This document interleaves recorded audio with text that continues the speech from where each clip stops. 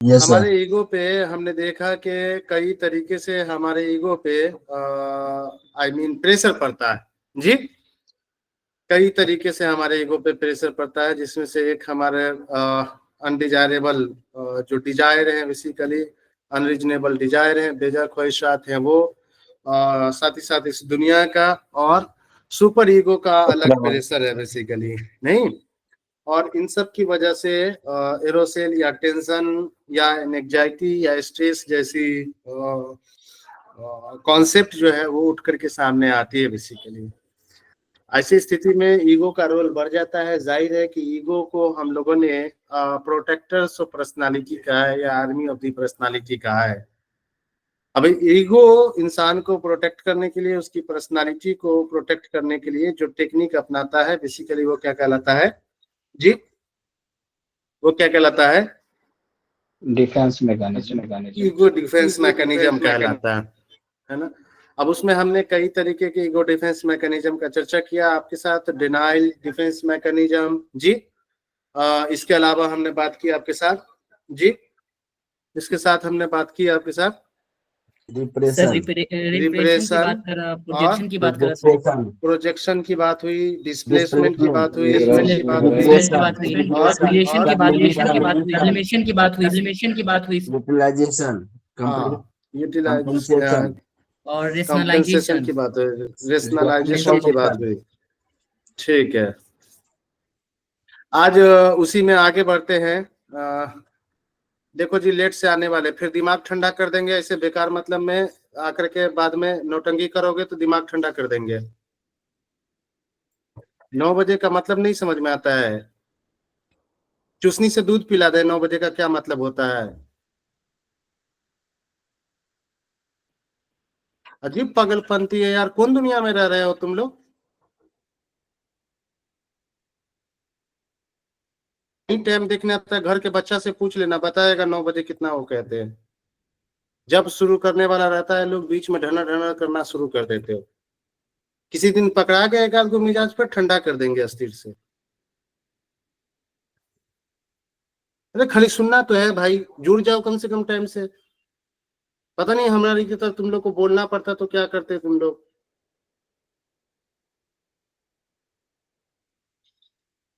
चलिए खैर, फ्राइड की आज पार्ट 3 हम लोग बात करेंगे। एक जो नया कॉन्सेप्ट है डिफेंस मैकेनिज्म के अलावा जो कि 20 में देखने को मिला था, वो है नियो फैराडियन का कॉन्सेप्ट बेसिकली जी। वो है नियो फैराडियन का कॉन्सेप्ट एक्चुअली। देखो यार, किन्हीं का इको कर रहा है। नियो फैराडियन का कॉन्सेप्ट है।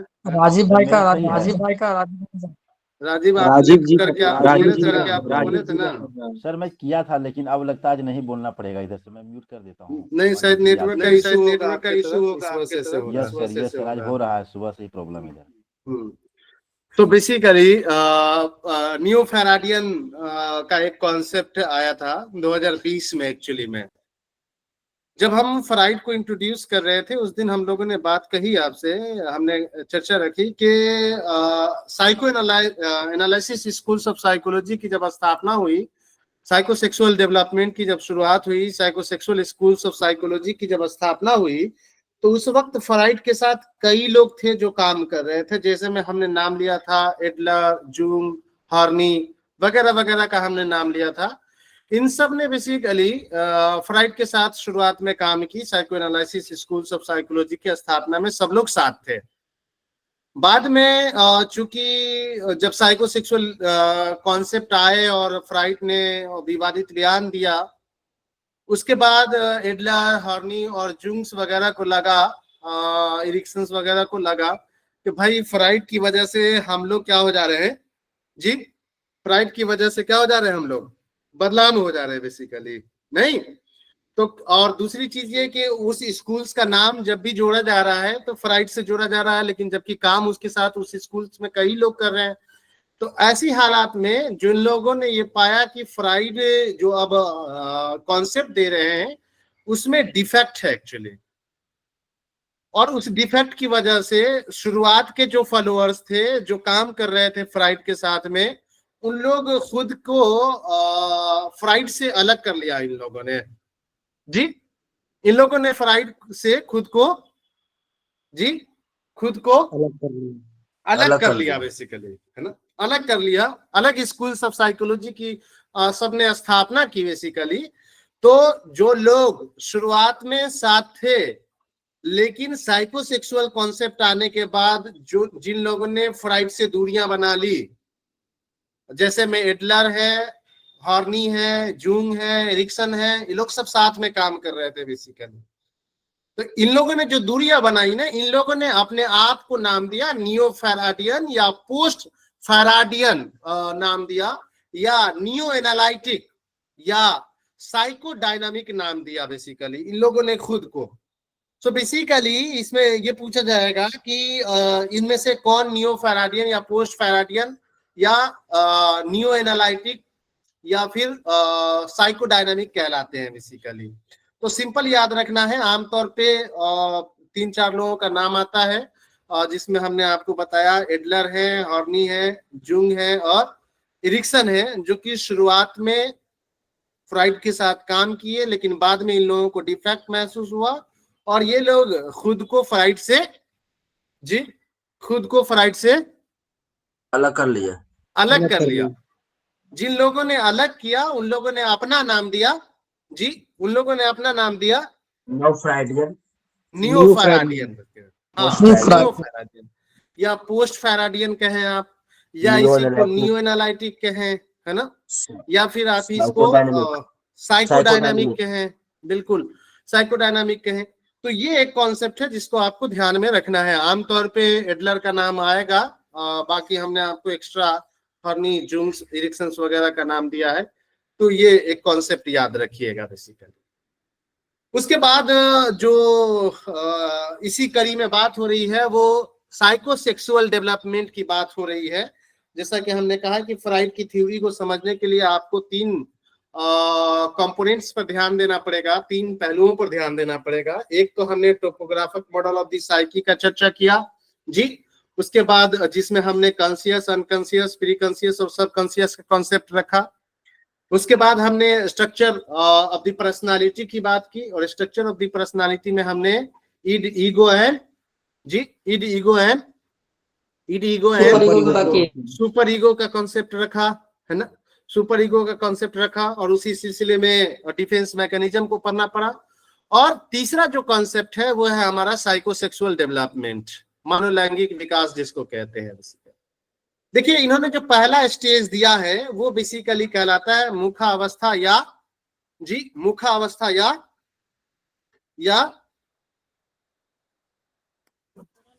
Oral stage, basically oral stage, जो कि 0 से लेकर के 1 ईयर्स का है बेसिकली, है ना, जो कि 0 से लेकर के 1 ईयर्स का है बेसिकली ओरल स्टेज। इसमें आप सब जानते हैं कि इसमें बच्चे का जो मतलब सेक्सुअल डिजायर से एक तरीके से आप कहिए या उनके कहिए कि जो लिबिडो है, जो साइकोसेक्सुअल एनर्जी देता है या उसके लिए उसको प्रेरित करता है, वो बेसिकली बच्चे के माउथ में रहता है, मुंह में रहता है बेसिकली। इसी वजह से बच्चा किसी भी चीज को मुंह में डालना उनको अच्छा लगता है, प्लीजर महसूस होता है, आनंद की अनुभूति होती है, खुशी महसूस होता है एक्चुअली किसी भी चीज को मुंह में रखना। यही वजह है कि आप देखें बच्चे के हाथ में कुछ भी है उसको वो चूसने लगता है, उसको टेस्ट करने लगता है नहीं कुछ है अपनी उंगली मुंह में डालने लगता है, अंगूठा चूसने लगता है बेसिकली, नहीं अंगूठा वगैरह चूसने लगता है, उंगली वगैरह चूसने लगता है अरे बोलो भाई, कौन दुनिया में हो यस सर जी। हाँ, तो बेसिकली क्या कहते हैं कि ये जो लिबिडो जो है, जो साइकोसेक्सुअल इंस्टिंक्ट पैदा करता है, वो बेसिकली चूंकि उसका सेंटर मुंह में होता है, मुख में होता है, इसी वजह से किसी चीज को मुंह में डालना बच्चे को बेहद पसंद होता है, आनंद की अनुभूति होती है।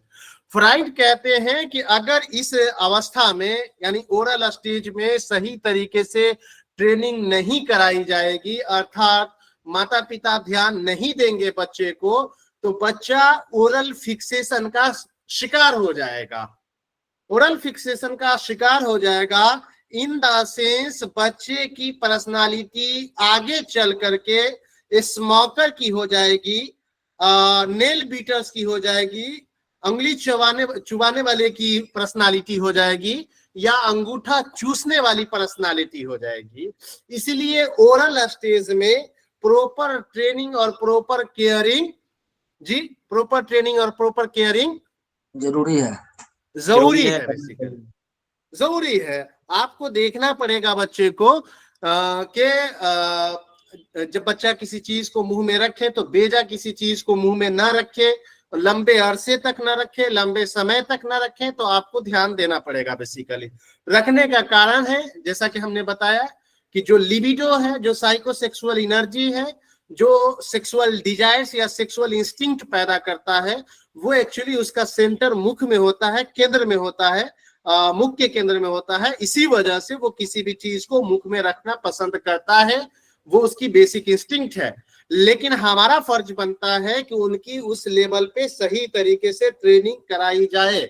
अगर सही तरीके से ट्रेनिंग नहीं कराएंगे तो बच्चा ओरल फिक्सेशन का शिकार हो जाएगा, और ऐसी स्थिति में बाद की बकिया जिंदगी की जो उसकी पर्सनालिटी होगी वो बेसिकली चेन स्मोकर की हो सकती है, नाखून चबाने वालों की हो सकती है, उंगली चबाने वालों की हो सकती है, या अंगूठा चूसने वालों की हो सकती है।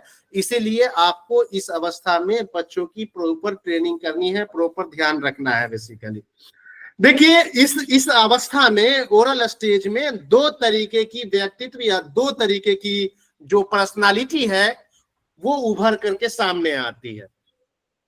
एक होता है oral passive personality. Basically oral passive personality अगर बच्चों में डेवलप करेगा, अगर विकास करेगा, तो बच्चे की पर्सनालिटी आशावादी होगी, विश्वास का गुण पैदा होगा, अर्थात वो दुनिया को विश्वास की नजर से देखेगा, अपने माँ बाप और भाई बहन जो भी रिलेशन में है सब पे विश्वास करेगा, अविश्वास का भाव उसके पास नहीं रहेगा। बेसिकली और साथ ही साथ आशावादी रहेगा, एक्सपेक्टेशन रखेगा और कामयाबी की उम्मीद रखेगा। बेसिकली दूसरा जो इस स्तर पे डेवलप हो सकता है पर्सनालिटी, वो हो सकता है अनुवर्ती आक्रामक व्यक्तित्व, यानी कि ओरल एग्रेसिव पर्सनालिटी।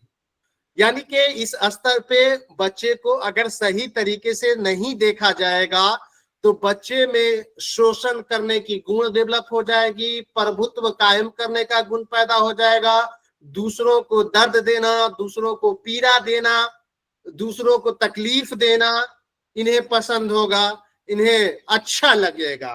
अब आप तय कर लीजिए कि आपको अपने बच्चे की किस तरीके की पर्सनालिटी डेवलप करनी है। तो ओरल स्टेज में दो तरीके की पर्सनालिटी उभर सकती है। एक होगा ओरल पैसिव पर्सनालिटी, जिसमें पर्सनालिटी आशावादी होगा, एक्सपेक्टेशन से भरपूर होगा, होपफुल होगा, और उसमें विश्वास का गुण होगा, अपने अपने लोगों के प्रति, समाज के प्रति, राष्ट्र के प्रति, राष्ट्र के नागरिकों के प्रति विश्वास होगा उसमें। और यदि ओरल एग्रेसिव पर्सनालिटी डेवलप हो गया तो बच्चे को शोषण करना, अर्थात जब उसकी पर्सनालिटी आगे बढ़ेगी तो वो दूसरे का शोषण करना उन्हें अच्छा लगेगा, दूसरों पर प्रभुत्व कायम करना, अपना वर्चस्व कायम करना, बल दिखाना, ताकत और शक्ति का प्रदर्शन करना उन्हें पसंद होगा, दूसरे को तकलीफ देना, पीड़ा की अनुभूति कराना, दर्द देना इन्हें पसंद होगा। सो ओरल स्टेज में बच्चों की प्रॉपर ट्रेनिंग, जी प्रॉपर ट्रेनिंग जरूरी है। बेसिकली अब कहिएगा कि सर 0 से 1 साल का बच्चा है, का ट्रेनिंग कराएंगे? अरे ऐसा भी तो सवाल हो सकता था आपका, आप लोगों ने किया ही नहीं। जी सर। देखो इतना थ्योरी नहीं है, लेकिन एरिक्सन की थ्योरी, और अभी भी शाम में जब मैंने सेशन लिया वहां पे एरिक्सन को मैंने कोट किया है ट्रस्ट वर्सेस मिसट्रस्ट का कॉन्सेप्ट। इस उम्र में इस बच्चे को माँ मोहब्बत शफकत का एहसास दिलाए, मोहब्बत शफकत के साथ रहे, बच्चे को प्रेम करे, स्नेह करे, तो बच्चे में विश्वास का गुण डेवलप होगा। साथ ही साथ आपको केयरिंग करनी है, बच्चे को ध्यान देना है कि वो कोई चीज लंबे अरसे तक मुंह में ना रखे और बिना नीड का मुंह में ना रखे बेसिकली। तो आपको ओरल ट्रेनिंग कराने का मतलब यहाँ पे है कि आपको बच्चे को ध्यान देना है, गौर करना है बच्चों के ऊपर, और साथ ही साथ आपको उनको बताना है, आपको उनको एहसास दिलाना है लव एंड बिलोंगिंगनेस क्या होता है, लव एंड अफेक्शन क्या होता है, वो आपको बताना है बेसिकली। तो इन्हीं दोनों में से कोई इंस्टिंक्ट जो है वो डेवलप होगा। अब आप पे डिपेंड करता है कि आप किस तरीके से ट्रेनिंग करा रहे हैं। अगर बढ़िया से करेंगे तो जाहिर है ओरल पैसिव पर्सनालिटी डेवलप होगा, और जाहिर है कि अगर अच्छे से नहीं कराएंगे तो ओरल एग्रेसिव पर्सनालिटी डेवलप होगा बेसिकली। उसके बाद जो सेकेंड स्टेज है हमारा वो है हमारा anal stage basically. Anal stage है ना। अब देखिए एनल स्टेज में जो एज दिया गया है वो 2 से 3 साल का दिया गया, 2 to 3 years का है बेसिकली। यहाँ पे आपको बच्चे को क्या कराना रहता है बच्चे को क्या कराना रहता है? पॉटी ट्रेनिंग करानी रहती है बेसिकली, है ना, पॉटी ट्रेनिंग करानी रहती है। अब इस स्टेज में, एनल स्टेज में, जो बेसिकली कामुकता का क्षेत्र है अर्थात जो लिबिडो है बेसिकली वो क्या कहते हैं कि एनल में सेंटर हो जाता है। इसी वजह से बच्चे मलमूत्र को त्यागने में रोकते हैं बेसिकली, उनको रोकने में उनको आनंद की अनुभूति होती है बेसिकली। तो एनल स्टेज में बच्चों की ट्रेनिंग आपको बड़ी शफकत, बड़े ध्यान से और बड़ी इज्जत से करानी है। कई बार हम बच्चे को एनल स्टेज में जब ट्रेनिंग करा रहे होते हैं अर्थात पॉटी ट्रेनिंग वगैरह करा रहते हैं तो कई माँ अपने बच्चे को जलील और रुस्वा करती है। कई माँ बच्चे को जलील और रुस्वा करती है। याद रखिए कि ऐसी स्थिति में वो बच्चा कल को आपको जलील और रुस्वा करेगा। कई हम लोग उसको घिन मानते हैं, कई माँ को साफ करने में परेशानी होती है, धोने में परेशानी होती है, बच्चे को टॉयलेट ट्रेनिंग कराने में परेशानी होती है। याद रखिए ज्यादा परेशानी होती है तो बच्चा पैदा मत करिए, और नहीं अगर किया गया है तो उसकी सही तरीके से ट्रेनिंग करिए, क्योंकि जो प्रोडक्ट आप लगा रहे हैं ना उसका फल आप ही को भुगतना है, कोई दूसरा नहीं भुगतेगा। दूसरा के पास जाएगा वो दूसरे तरीके का व्यवस्था कर देगा, इसलिए भुगतना आप ही को है। आज तो शरीर में ताकत है, कल आपके शरीर में ताकत भी नहीं रहेगा। इसलिए बहुत इज्जत के साथ, बहुत रिस्पेक्ट के साथ, बहुत सही तरीके से आपको बच्चे की टॉयलेट ट्रेनिंग करानी है। एनल स्टेज अगर सही तरीके से निकल गया तो बच्चे की पर्सनालिटी आगे चल करके अच्छी पर्सनालिटी बनेगी बेसिकली। ये एनल स्टेज वो स्टेज है जहां पे कन्फ्लिक्ट पहली बार बच्चे के जहन में कन्फ्लिक्ट पैदा होता है, पहली बार कन्फ्लिक्ट पैदा होता है, और वो आपके सही केयरिंग के ना होने की वजह से है। अगर यहाँ पे उसके कन्फ्लिक्ट का रिजोल्यूशन नहीं किया गया तो बकिया जिंदगी में उसको कन्फ्लिक्ट ही कन्फ्लिक्ट रहेगा। इसलिए टॉयलेट ट्रेनिंग प्रॉपर तरीके से करवाना चाहिए, आपको ध्यान देना चाहिए बच्चों को बेसिकली।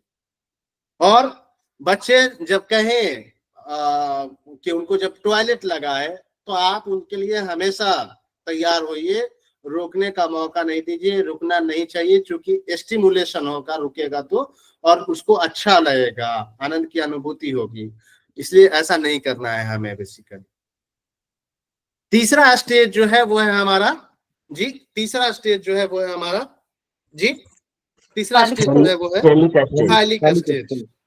फाइलिक स्टेज, जो कि 3 से लेकर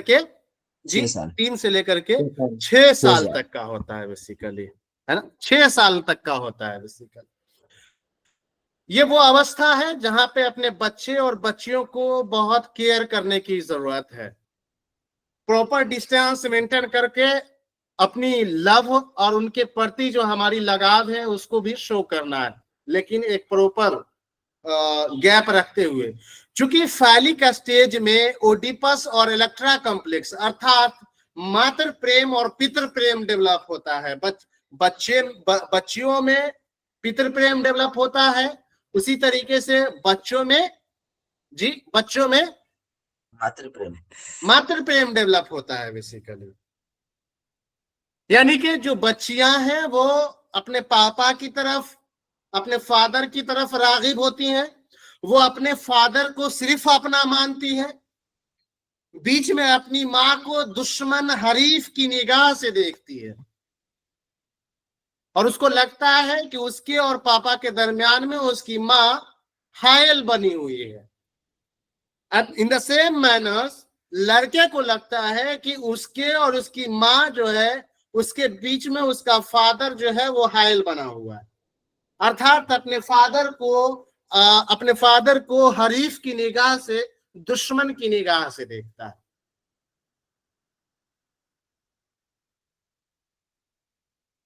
अगर लड़की में ये कैरेक्टरिस्टिक्स डेवलप होती है तो हम लोग इलेक्ट्रा कॉम्प्लेक्स कहते हैं, और लड़के में अगर डेवलप होता है तो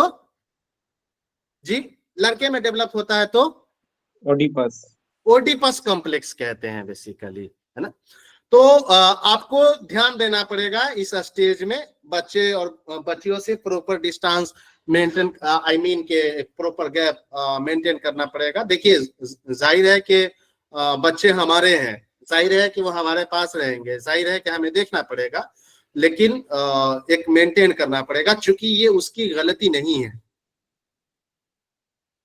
वो उसकी गलती नहीं है, वो साइकोलॉजिकल एट्रीब्यूट्स है जो ना चाहते हुए भी आता ही है बेसिकली। क्योंकि लिबिडो अब अपनी स्थान पकड़ चुका होता है, लिबिडो अपना प्लेस पकड़ चुका होता है, अर्थात लिबिडो जेनाइटल्स ऑर्गन में पहुंच चुका होता है बेसिकली। इसी वजह से इस तरीके के जो कैरेक्टरिस्टिक्स हैं वो डेवलप होते हैं बेसिकली। सो फैलिक स्टेज में ओडिपस कॉम्प्लेक्स और इलेक्ट्रा कॉम्प्लेक्स ओडिपस कॉम्प्लेक्स और इलेक्ट्रा कॉम्प्लेक्स डेवलप होता है बेसिकली। लिबिडो क्या है सर? हार्मोन है? Libido is a psychosexual energy. It is a particular types of characteristics that regulate the psychosexual instinct of the personality. ये libido एक psychological attributes है, psychological विशेषता है, मनोवैज्ञानिक विशेषता है जो इंसान के अंदर इस तरीके की कामुकता की चेतना पैदा करता है या कामुकता के लिए उकसाता है बेसिकली, है ना। ये एक तरीके का साइकोसेक्सुअल एनर्जी है बेसिकली, है ना। Give me a minute, I am just coming back.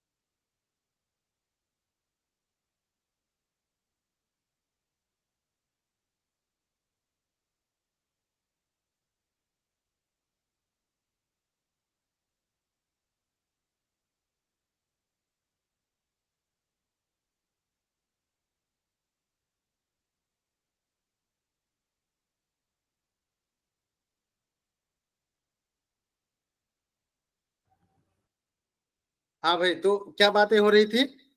Libido की बात हो रही थी, राइट? लिबिडो क्या है जी? जी सर। हाँ, सो बताया कि लिबिडो जो है वो एक्चुअली में साइकोसेक्सुअल एनर्जी है जो किसी इंसान के अंदर सेक्सुअल इंस्टिंक्ट पैदा करता है, उसके लिए उत्साहित करता है या प्रेरित करता है बेसिकली। बाकी आगे फिर हम उस पे अलग से लिबिडो पे चर्चा करेंगे बेसिकली, है ना।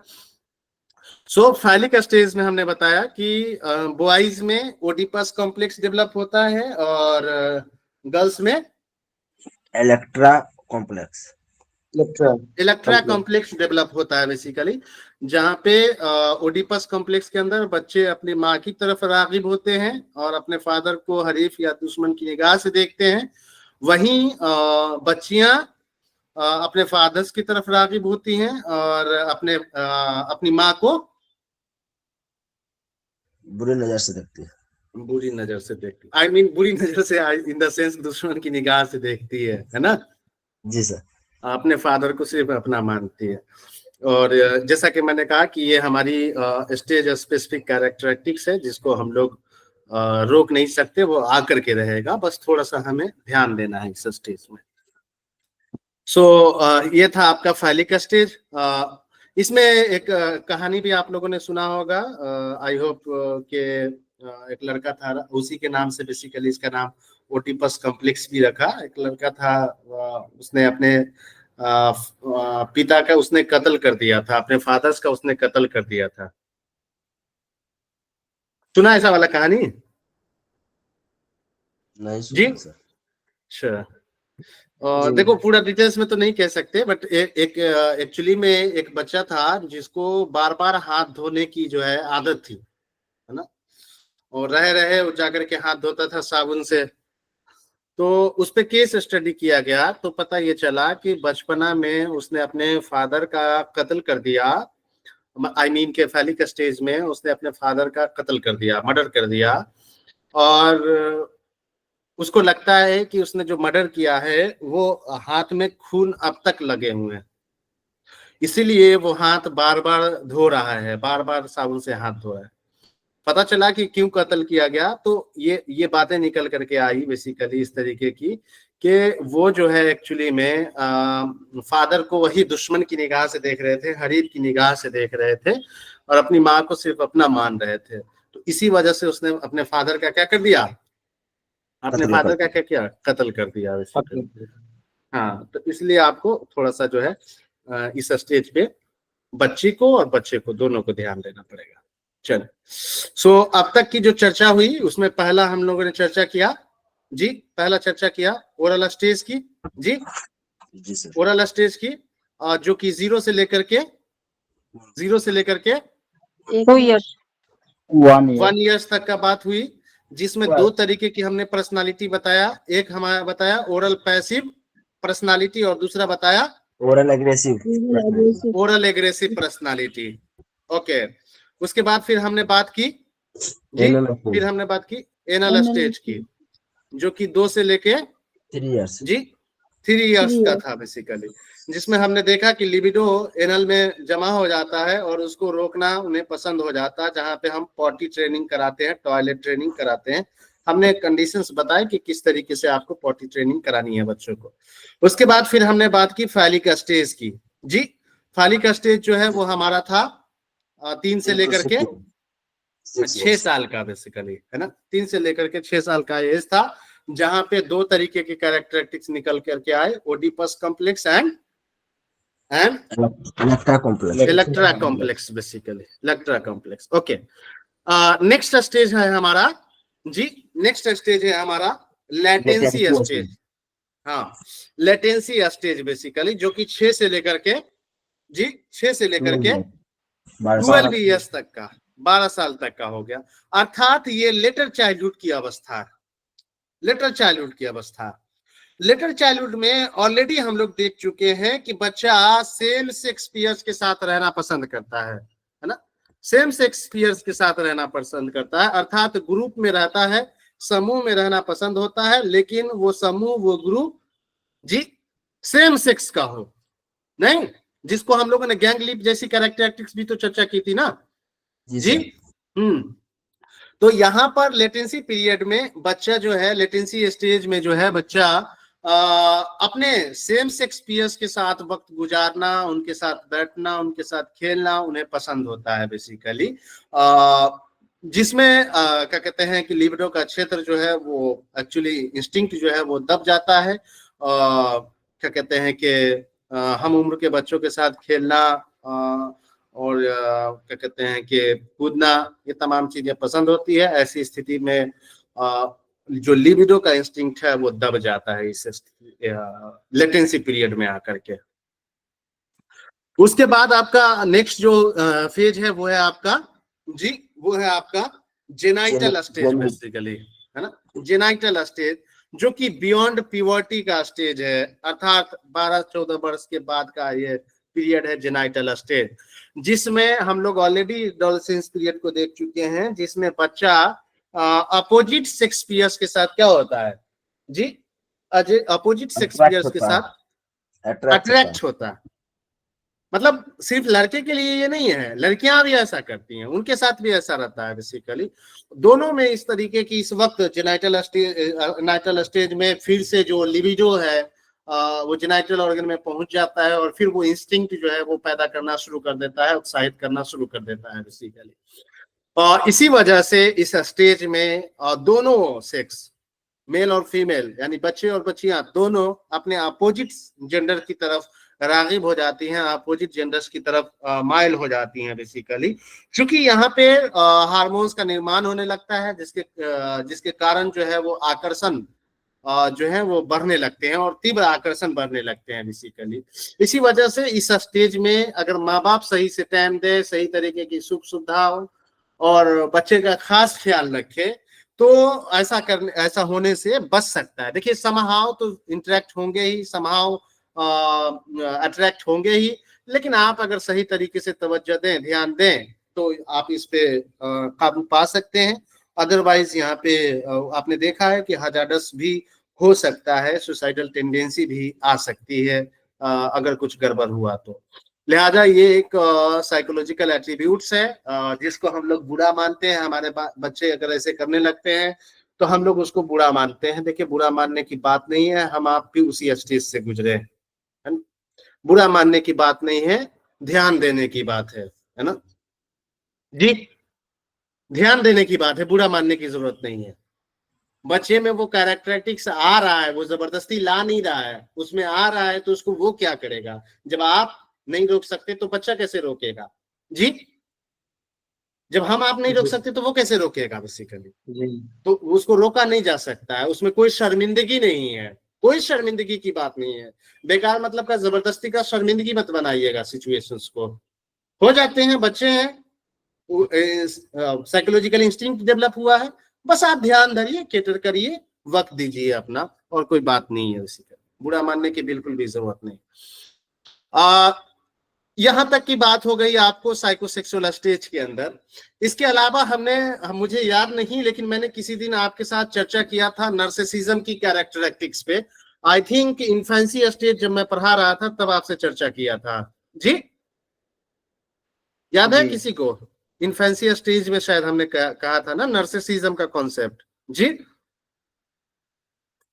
जी हाँ, सो बेसिकली नर्सिसिज्म में हमने कहा था कि शैशव अवस्था में, यानी इन्फेंसी स्टेज में, बच्चा अपनी मोहिनी सूरत पे क्या हो जाता है, अपनी मोहिनी सूरत पे क्या हो जाता है जी, फिदा हो जाता है, मोहित हो जाता है बेसिकली, अपने आप से प्रेम करने लगता है।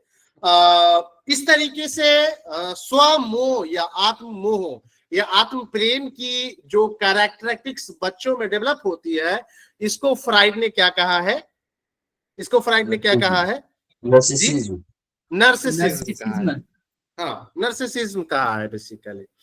सो अपनी मोहनी सूरत पे बच्चा क्या हो जाता है, शैशव अवस्था में मोहित हो जाता है बेसिकली, अपने आप से प्रेम करने लगता है जी, फिदा हो जाता है, अपने आप से प्रेम करने लगता है। तो इस तरीके से आत्म प्रेम की जो कहानी है, स्वमोह की जो कहानी है, उसको फ्राइड ने नर्सिसिज्म जैसे कैरेक्टरिस्टिक से नवाजा है बेसिकली। तो याद रखेंगे नर्सिसिज्म को। अब कुछ इस थ्योरी के आधार पर कुछ इंपॉर्टेंट नोट है जो कि प्रीवियस ईयर में पूछे गए। कोशिश तो थ्योरी में भी की गई, लेकिन अलग से भी मैं आपको नोट दे रहा हूं।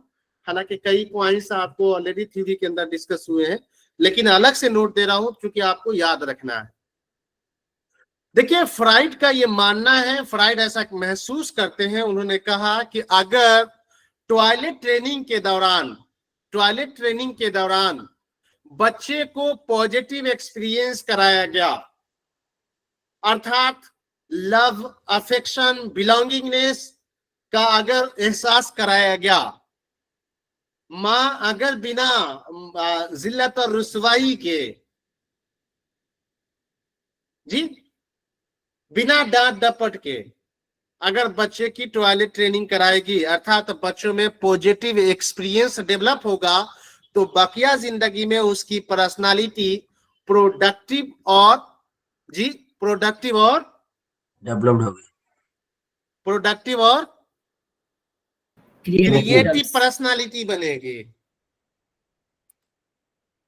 प्रोडक्टिव और क्रिएटिव पर्सनालिटी डेवलप। हाँ, इसीलिए आपको टॉयलेट ट्रेनिंग के दौरान पॉजिटिव एक्सपीरियंस कराने हैं बच्चों को, है ना, ताकि बाकी जिंदगी में उसकी पर्सनालिटी कॉम्पिटेंट बने, प्रोडक्टिव बने और क्रिएटिव बने बेसिकली। दूसरी चीज है, लिबिडो डेवलप हो जाता है एनल स्टेज में। हालांकि ओरल स्टेज में भी लिबिडो रहता है, लेकिन वो अपनी जगह नहीं पकड़ पाता है, वो फीलिंग्स नहीं दे पाता है। इसी वजह से हम ओरल स्टेज में हमने देखा कि लिबिडो बेसिकली मुख में रहता है, मुख के केंद्र में रहता है बेसिकली। तो फ्राइड का कहना है कि जो लिबिडो है बेसिकली वो मैच्योर जो होता है, अर्थात जो डेवलप होता है, वो बेसिकली किस स्टेज में होता है जी, किस स्टेज में होता है? एनल स्टेज में डेवलप होता है। तो याद रखिएगा कि लिबिडो एनल स्टेज में डेवलप होता है, उसके पहले भी प्रेजेंट है, लेकिन लिबिडो की जो फीलिंग है वो उस वक्त वो फीलिंग नहीं रहता है ना। इसीलिए हम कहते हैं कि एनल स्टेज में लिबिडो डेवलप हुआ। लिबिडो का क्या मतलब है, हमने आपसे पहले भी कहा है, मैं फिर कह रहा हूं।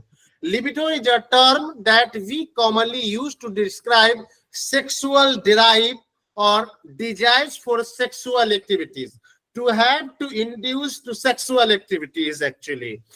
वो एनर्जी जो आपको सेक्सुअल, आपके अंदर सेक्सुअल ड्राइव या सेक्सुअल इंस्टिंक्ट पैदा करता है, या सेक्सुअल डिजायर्स पैदा करता है, या सेक्सुअल एक्टिविटीज के लिए आपको प्रेरित करता है, उस एनर्जी को हम क्या कहते हैं जी? उस एनर्जी को हम क्या कहते हैं? लिबिडो कहते हैं बेसिकली। हिंदी में कहें तो कामुकता कहते हैं बेसिकली। देखिए, आपको हमने फ्राइड की थ्योरी में फैलिक स्टेज में ओडिपस कॉम्प्लेक्स और इलेक्ट्रा कॉम्प्लेक्स का कॉन्सेप्ट दिया है, और 99% जो गलती करते हैं वही गलती आप नहीं करेंगे, क्योंकि ओडिपस कॉम्प्लेक्स और इलेक्ट्रा कॉम्प्लेक्स का कॉन्सेप्ट जुंग्स ने दिया है, फ्राइड ने नहीं दिया। क्योंकि आपको मैं पहले ही बता चुका हूं नियो फेराडियन के कॉन्सेप्ट के अंदर कि शुरुआत में सब लोग फ्राइड के साथ ही काम करते थे, फ्राइड के साथ ही काम कर रहे थे। सब लोगों ने मिलकर के साइको एनालिसिस स्कूल्स की स्थापना की थी। उस वक्त ओडिपस कॉम्प्लेक्स और इलेक्ट्रा कॉम्प्लेक्स का जो कॉन्सेप्ट है वो कार्ल जुंग्स ने दिया था। और जब इन लोगों ने उस स्कूल्स ऑफ साइकोलॉजी से खुद को अलग कर लिया, तब फ्राइड ने अपनी थ्योरी में एक्सप्लेन करने के लिए और अपनी थ्योरी में संदर्भ लेने के लिए ओडिपस कॉम्प्लेक्स और इलेक्ट्रा कॉम्प्लेक्स जैसे कॉन्सेप्ट उन्होंने अपनी थ्योरी में रखे। लिहाजा मैं वाज़ेह तौर पर साफ कर देना चाहता हूं कि ओडिपस कॉम्प्लेक्स और इलेक्ट्रा कॉम्प्लेक्स फ्राइड ने नहीं दिया, बल्कि कार्ल जुंग्स ने दिया। हाँ, कार्ल जुंग्स ने दिया बेसिकली। दूसरी बात यह है कि ego and super ego latency period से डेवलप होने लगता है। और लैटेंसी पीरियड का हमने एज क्या बताया आपको? लेटेंसी पीरियड का एज हमने क्या बताया? 6 to 12 years. 6 से 12 साल 6 to 12 ईयर्स, यानी 12 साल की अवस्था में libido I mean ego and super ego develop होता है। इसका मतलब ये नहीं है कि ईगो सुपर ईगो डेवलप हुआ तो ईड खत्म हो गया, ऐसा बात हमने नहीं कहा है।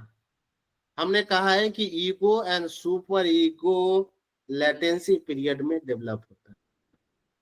मे बी ईड पूरी जिंदगी चले, may be super ego and ego को चलना भी चाहिए और चलता भी है, लेकिन ईड की जो इंस्टिंक्ट है वो कम हो सकती है, फ्रीक्वेंसी कम हो सकता है, उसकी तीव्रता उसकी कम हो सकती है, लेकिन मे बी कि वो पूरी उम्र ऐसा ही रहे। क्योंकि हमने पहले भी कहा है आपसे कि ईड ईगो एंड सुपर ईगो किसी पर्टिकुलर स्टेज का मोहताज नहीं है। नहीं है। किसी पर्टिकुलर स्टेज का मोहताज नहीं। ईड की पर्सनालिटी बचपन में भी होती है, जवानी में भी होती है, बचपना में भी हो सकती है, इसमें कोई नई बात है नहीं। लेकिन जहां तक ईगो का बैलेंस करने की बात है, जहां तक सुपर ईगो की बात है, वो दोनों आई मीन लेटेंसी पीरियड में डेवलप होने लगता है। अर्थात आपसे पूछा जाएगा ईगो एंड सुपर ईगो किस स्टेज में डेवलप होता है।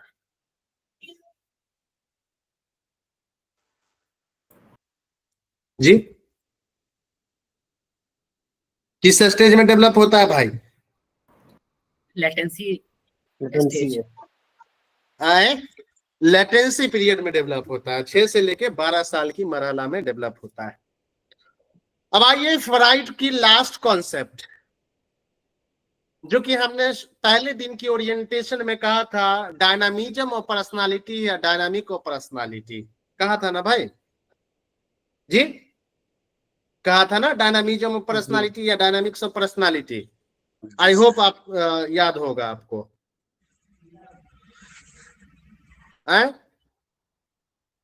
जी सर। अरे याद है? तो अब देखिए ये डायनामिज्म ऑफ पर्सनालिटी के अंदर फ्राइड क्या कहते हैं।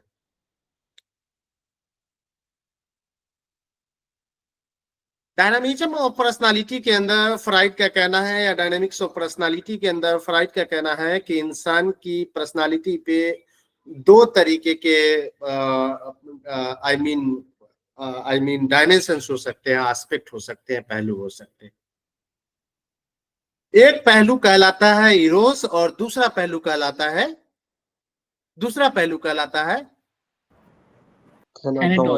थैनाटोस। जब पहली बार पूछा था इसको, सवाल को जब पहली बार पूछा था, आप यकीन जानिए एक बड़ी आबादी को पता नहीं थी इस बारे में। और अभी भी किसी किताब में आप जनरली देखेंगे तो आपको अभी भी किताबों में आपको इसका रेफरेंस नहीं मिलेगा, कहीं पर देखने को नहीं मिलेगा डायनामिक्स ऑफ पर्सनालिटी को। बेसिकली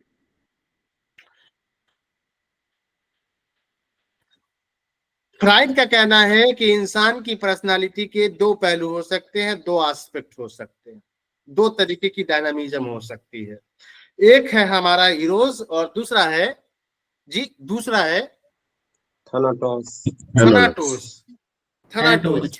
हाँ, अब देखिए जिसकी पर्सनालिटी में इरोज का डोमिनेशन होगा, अर्थात जिसकी पर्सनालिटी का डायनामिज्म एस्पेक्ट अगर इरोज का होगा, वैसे लोगों में जीवन जीने की इच्छा रहेगी, लाइफ इंस्टिंक्ट पैदा होगा, वो मोटिवेटेड रहेंगे, हार्ड वर्क के लिए काम करेंगे, हार्ड अचीवमेंट के लिए हार्ड वर्क करेंगे। बेसिकली पढ़ना लिखना उन्हें पसंद होगा, art, culture, politics, love of life, love for others and peace, justice and love and belongingness जैसी कैरेक्टरिस्टिक से, विशेषताओं से सुसज्जित होगा, जैसे कि आप लोग सुसज्जित हैं।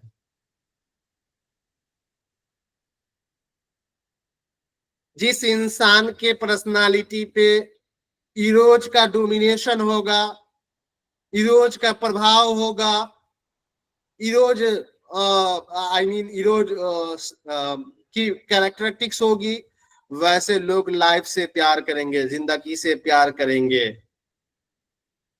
खुश रहेंगे, हैप्पीनेस रहेंगे, मोटिवेटेड रहेंगे, हार्ड वर्क करेंगे अपनी अचीवमेंट के लिए, पढ़ेंगे लिखेंगे, आर्ट कल्चर पॉलिटिक्स वगैरह वगैरह, सोशल एक्टिविटीज, वैल्यूज वगैरह वगैरह में इंटरेस्टेड होंगे, अपनी जिंदगी से मोहब्बत करेंगे और आसपास रहने वाले तमाम चरिंदे परिंदे इंसान वगैरह वगैरह सबसे मोहब्बत करेंगे। ऐसी पर्सनालिटी अच्छी पर्सनालिटी मानी जाती है। फ्राइड के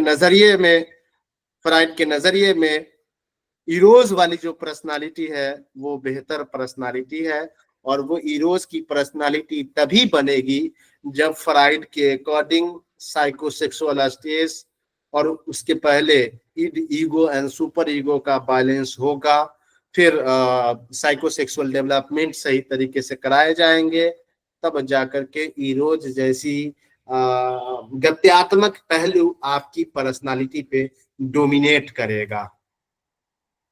और जिसकी पर्सनालिटी थनाटोस की होगी, जिसकी personality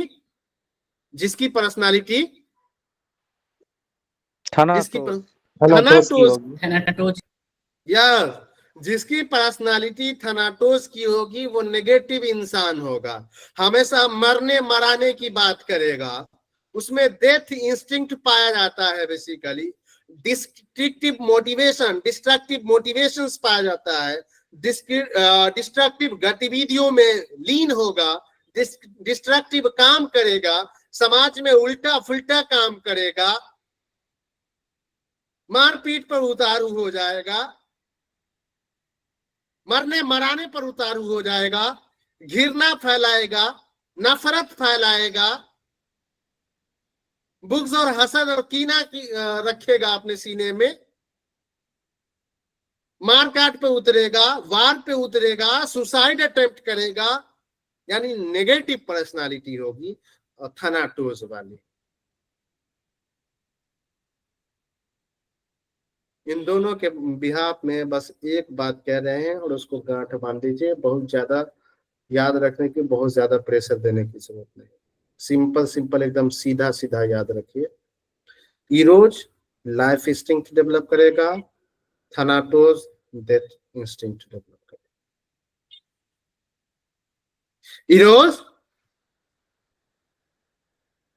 Eros life life instinct develop करेगा, जबकि थनाटोस डेथ इंस्टिंक्ट डेवलप करेगा, यानी कि ये नेगेटिव काम करवाएगा बेसिकली। बाकी चीज याद रखिएगा। आई होप कि आपको ये डायनामिक्स और पर्सनालिटी समझ में आई होगी। आई है बातें समझ में? जी यस सर। किसी भी फर्द के अंदर इरोज और थैनाटोस दोनों हो सकता है ना सर? देखिए वो दोनों होगा, लेकिन किसी का डोमिनेशन तो जरूर होगा ना, डोमिनेशन तो जरूर होगा ना किसी न किसी कैरेक्टरिस्टिक्स का। यस जी हाँ, तो डोमिनेशन होगा तो फिर वो पर्टिकुलर एक्टिविटीज की तरफ जाएगा। तो एक्चुअली में ये दो तरीके के हमारे डायनामिक्स ऑफ पर्सनालिटी है, जिसका डोमिनेशन होगा, हमारी पर्सनालिटी उस तरीके